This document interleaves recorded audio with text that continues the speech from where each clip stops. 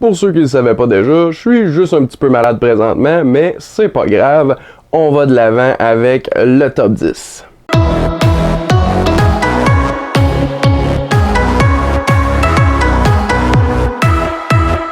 Bonjour et bienvenue au top 10 de Chuck B. Aujourd'hui, je vous présente le top 10 de mes films préférés de 2019. Débutons donc avec numéro 10, Ford v Ferrari. Comment je pourrais vous dire? Je déteste absolument la course automobile et ce film-là fait partie de mon top 10. Mais sérieusement, c'est un très bon drame touchant, mais avec des scènes très captivantes de course. Une chimie entre Christian Bale et Matt Damon, une superbe réalisation de James Mangold, immanquable. Pour vrai, moi j'ai trouvé ça excellent. Ça peut avoir l'air d'un film biographique bien normal, mais c'est absolument pas ça. C'est plutôt un film très captivant qui est basé sur une histoire vraie. Numéro 9, A Beautiful Day in the Neighborhood. J'ai été absolument charmé par ce drame biographique qui en est pas un non plus, sur le célèbre Mr. Rogers qui est interprété par Tom Hanks. Ce film-là véhicule tellement un beau message de pardon et d'amour, là. C'est bien fait, c'est touchant, c'est très simple. Ça m'a fait découvrir Mr. Rogers, justement, que je ne connaissais pas du tout avant. Ce film-là est la définition même d'un feel-good movie. Faites-vous du bien et écoutez ça. Numéro 8, Yesterday. Encore une fois, Danny Boyle vient nous impressionner en changeant de genre complètement et en le maîtrisant tout autant que les autres qu'il a fait auparavant. Dans ce film, du jour au lendemain, le personnage principal devient la seule personne qui se souvient de l'existence du band Les Beatles. Et donc, afin de préserver l'héritage de ces talentueux musiciens, il se met dans la tête de reproduire toutes les chansons, bien qu'il se souvient peut-être pas nécessairement de toutes les paroles. En même temps d'être un hommage aux Beatles, c'est aussi un film super beau, avec une petite histoire d'amour absolument pas dérangeante, et les nouvelles versions des chansons interprétées par Himesh Patel sont aussi très plaisante. Vraiment, là, un beau film. Numéro 7, Booksmart. Il s'agit de la première réalisation de l'actrice Olivia Wilde qui m'a énormément impressionné. Beaucoup de gens, moi inclus, l'ont comparé à Superbad, mais plus actuel. Mais au-delà de ça, j'ai trouvé que c'était vraiment une bonne comédie, très drôle, avec des moments touchants et vrais en même temps. Je suis tombé en amour avec ce film-là dès que je l'ai vu, mais je l'aime davantage après chaque écoute. Bref, une bonne comédie d'ado qui est un peu plus mature que vous pouvez le penser. Numéro 6, Klaus. Ce magnifique film d'animation de Noël qui relate les origines justement de la légende du Père Noël est venu me toucher directement au cœur. Si vous avez vu mon top 10 de nouveaux films de Noël, vous savez déjà que je l'aime beaucoup, mais je le redis, ce film est simple, mais totalement efficace dans ce qu'il tente d'accomplir. L'animation est vraiment belle, l'histoire est émouvante, les blagues sont drôles. Après l'avoir vu, il est immédiatement rentré dans ma rotation de films de Noël que je vais réécouter à chaque année. Et aussi, je l'ai mis dans ce top 10 parce que c'est pas seulement un bon film de Noël, c'est un bon film tout court. Je suis pas mal sûr que ça vous tentera pas de l'écouter directement après le temps des fêtes, mais ajoutez-le tout de même à votre liste et gardez-le pour Noël prochain. Numéro 5, Alita Battle Angel. Produit par James Cameron et réalisé par Robert Rodriguez, cette adaptation du célèbre manga m'a complètement époustouflé. J'ai été renversé par les effets visuels.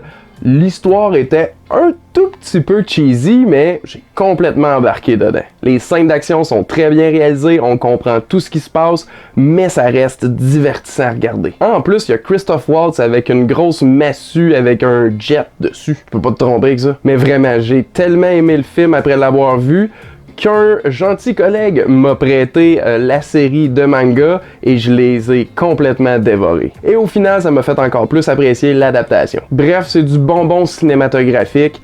Gâtez-vous, allez écouter ça, moi j'ai adoré. Numéro 4, Jojo Rabbit. Dans cette comédie satirique se déroulant durant la Deuxième Guerre mondiale, on suit un jeune garçon qui fait partie de la jeunesse hitlérienne et qui a un ami imaginaire, Hitler, interprété par le réalisateur Taika Waititi. C'est drôle, mais criant de vérité à la fois. Les acteurs sont excellents, en particulier Scarlett Johansson qui fait la mère du jeune Jojo. C'est un très beau film super actuel sur l'ouverture au monde. Si vous connaissez le réalisateur, vous savez à quoi vous attendre, donc Vous risquez d'aimer ça, mais même si ça vous dit absolument rien, Taika Waititi, allez découvrir ce film-là. Vous allez vouloir voir tous les autres films du cinéaste après ça. Bref, c'est une comédie satirique très touchante à ne pas manquer. Numéro 3, John Wick Chapter 3, Parabellum. Tu parles d'un titre. Mais tu vois, je pense que c'est le seul défaut que j'ai trouvé au film. J'ai été absolument renversé par les scènes d'action, les chorégraphies de bagarre, le rythme incessant. Keanu Reeves, j'avais vraiment aimé les 2 premiers volets, mais celui-là, là, je l'ai adoré à un point. Ça faisait longtemps que j'avais pas eu autant de plaisir au cinéma. Pour moi, c'est du même calibre que The Raid Redemption. Si vous connaissez pas cette franchise, c'est un peu weird de commencer avec celui-là parce que c'est réellement une continuité. Là, il y a pratiquement pas de coupure de temps entre le premier et le 2 et entre le 2 et le 3. Donc, je vous dirais que c'est un peu mieux de commencer au premier, mais le 3, c'est le meilleur. À mon avis. Et du moins, ça fait partie des meilleurs films que j'ai vus cette année. Fan d'action, ben vous l'avez déjà vu. Tous les autres, manquez pas ça. Numéro 2, Joker. Ce film de comic book qui n'en est pas un, qui parle de problèmes réels de société, de santé mentale, et qui est en même temps une interprétation époustouflante de Joaquin Phoenix. Je sais, je pense, je suis pas le seul à avoir aimé ce film-là. Je l'ai vu qu'une seule fois, mais l'impact qu'il y a eu sur moi a été assez fort. Mais même si mes attentes étaient vraiment élevées avant de voir le film, ben j'ai été encore plus impressionné que ce que je pensais. J'ai extrêmement hâte qu'il sorte afin de le voir pour la première fois en version originale.